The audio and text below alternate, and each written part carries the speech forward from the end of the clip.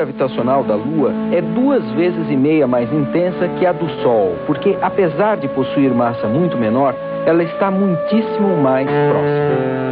A parte fluida da Terra, os líquidos e os gases da atmosfera, retratam muito mais intensamente essa ação gravitacional da Lua que a parte sólida e se deformam em sua direção. Isso ocorre principalmente quando a Lua está alinhada com o Sol nas fases de lua cheia ou nova, porque a ação gravitacional do Sol também atua e colabora na criação das chamadas marés vivas. Quando a Lua fica num ângulo de 90 graus em relação ao Sol e à Terra, ela tem uma menor colaboração do Sol e, portanto, a variação de altura das águas é muito menor.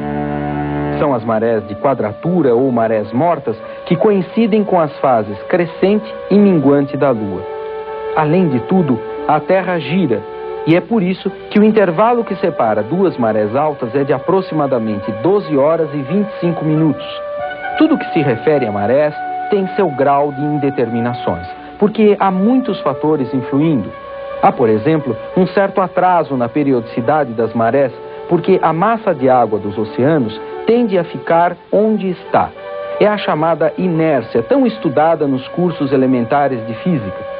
A massa fluida é puxada pela Lua ao mesmo tempo em que é arrastada pela Terra. Aí interferem as irregularidades do solo oceânico próximo de onde se observa ou se mede as marés. Aqui em Paúba, litoral norte de São Paulo, o solo oceânico não propicia grandes diferenças nas alturas das marés. Mas a principal novidade dessa praia é que ela é uma das raras praias do Brasil que permite a visão oeste, onde a Lua está se pondo nesse momento. Vocês já estão percebendo que o céu está mais claro. É que o Sol está quase nascendo.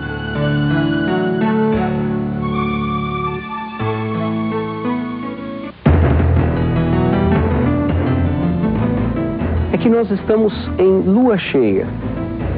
E o Sol e a Lua estão em oposição em relação à Terra. O que é que você vê na Lua? Tem gente que vê São Jorge, o cavalo e até mesmo o dragão soltando fumaça. Tem gente que vê uma cara simpática e outros até um coelhinho saltitante. Bom, dizem que eu sou estraga-prazer, mas eu não consigo ver nada disso.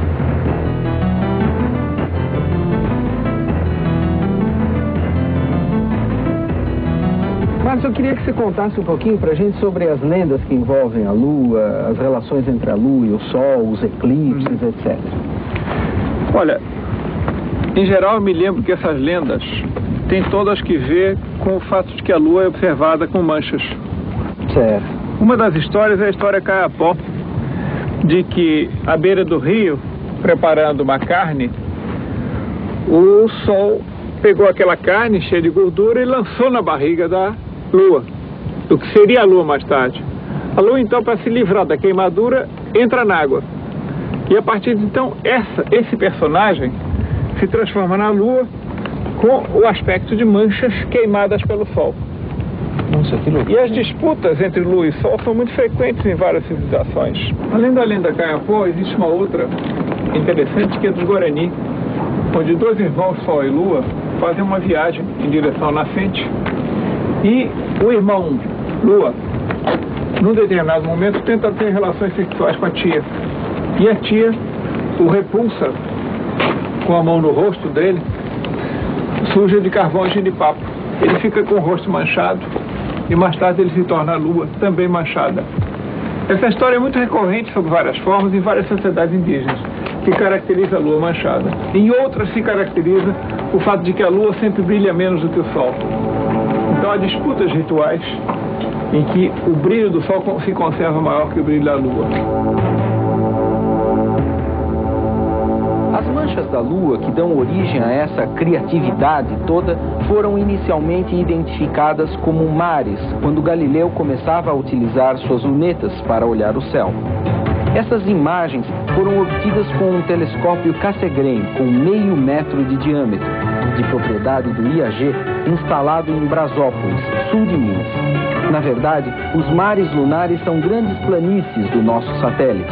A Lua tem montanhas com mais de 8.000 metros de altura e longas cordilheiras com picos entre 4 e 5.000 metros de altura.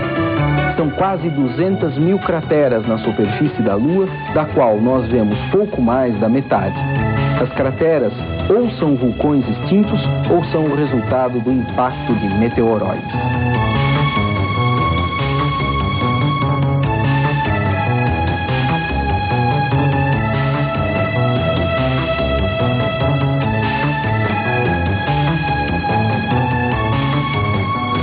Meteoroides ou asteroides podem cair diretamente na superfície da Lua.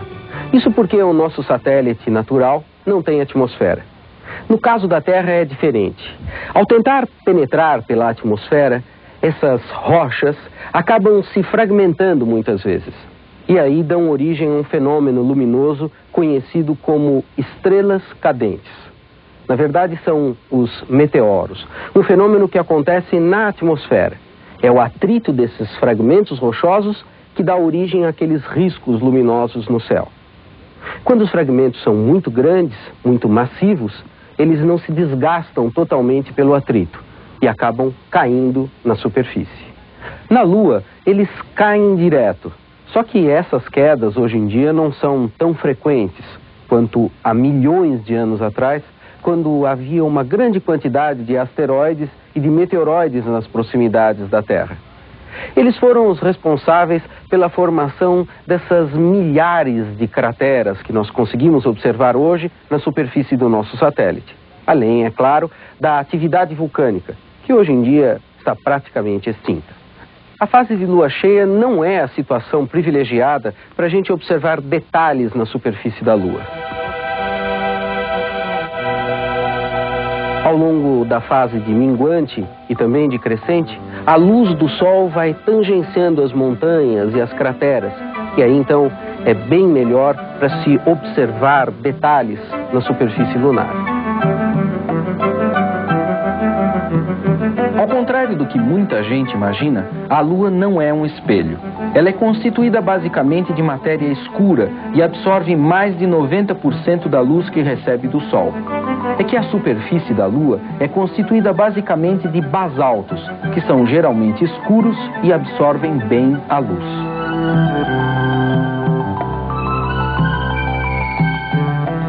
Sondas espaciais russas e americanas, assim como os astronautas da Apollo 11, coletaram rochas na superfície lunar. São rochas claras, cristais algumas vezes brancos. Mas o aspecto predominante do nosso satélite natural é escuro. Aquela região clara, iluminada pelo Sol, está a uma temperatura de 150 graus acima de zero, enquanto a região escura está a uma temperatura de 150 graus abaixo de zero. Essa variação de temperaturas faz com que as rochas acabem se fragmentando. O que sobra é uma fina poeira que recobre toda a superfície do nosso satélite. Lua nova.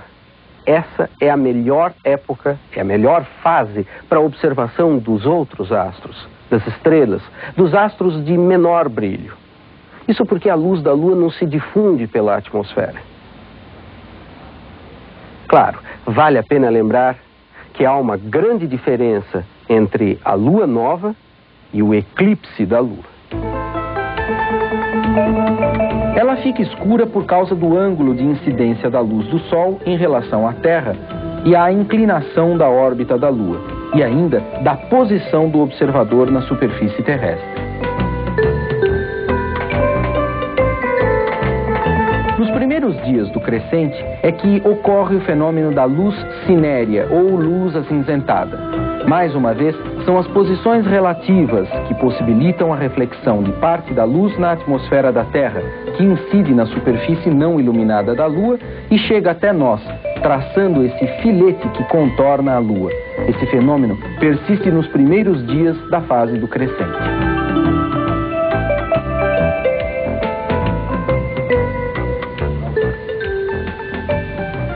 No crescente, já tem gente com a tesoura afiada, pronta para cortar os cabelos, podar as árvores, porque dizem que a luz da Lua, nessa fase, ajuda o crescimento.